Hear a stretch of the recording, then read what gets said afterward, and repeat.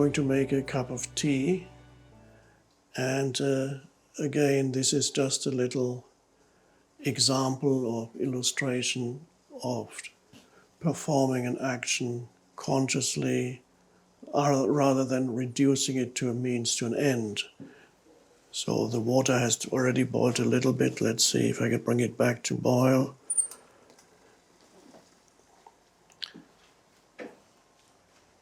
You may have heard of the Japanese tea ceremony that's been practiced in Japan for centuries under the influence of Zen.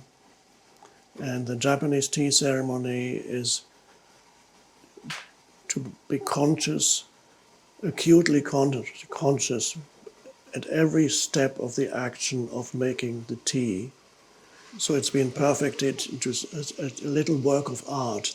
The making of the tea is not a means to an end. It's become a work of art. Now, it doesn't have to be every time you make a cup of tea, you don't have to perform necessarily the tea ceremony, but to bring some consciousness into the doing, into something that is actually a very simple but enjoyable action that is extremely helpful. So I'm bringing the kettle here.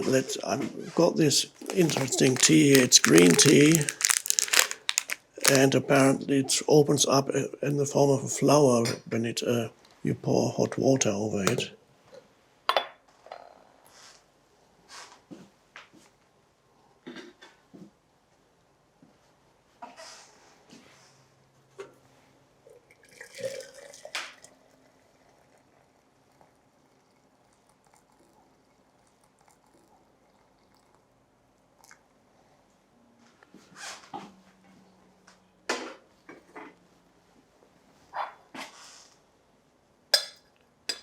And now we wait a little. Now, in ordinary life, you may, perhaps while you wait, perhaps be engaged in other things. But if you can, this little waiting period itself can be a meditation.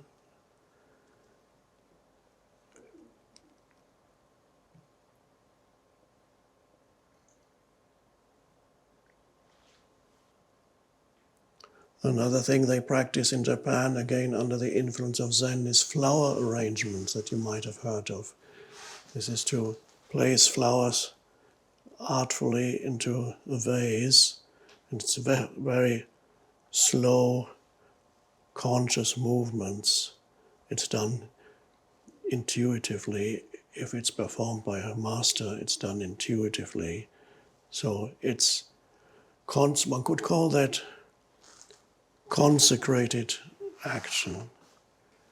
Consecrated action, that's actually a term used in the Bhagavad Gita.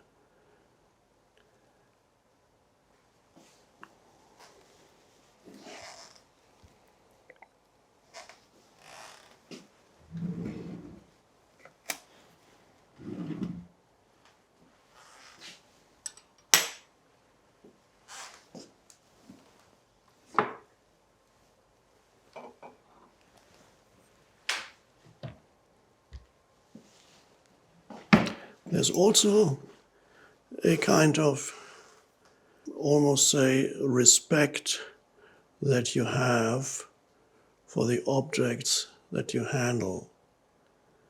You treat them with respect. It's a strange thing perhaps for some people, because for many people, most of the objects that they handle are just a means to an end. They wouldn't really give attention to the object itself. But you treat the object with respect, even the way you put it down. There's even a way of placing something on the table consciously, and their way of placing it unconsciously. I have observed I'm talking a little while we wait for the tea. Oh yes. I have observed in restaurants, some waiters, they put their place on the plate on the table, just like that. Occasionally you find a waiter who actually does it consciously, who places the waiter. There's care in which the waiter places the plate on the table, and it's always very enjoyable when that happens. It goes like carefully, like this, consciously. It's a high quality, I call it high quality action.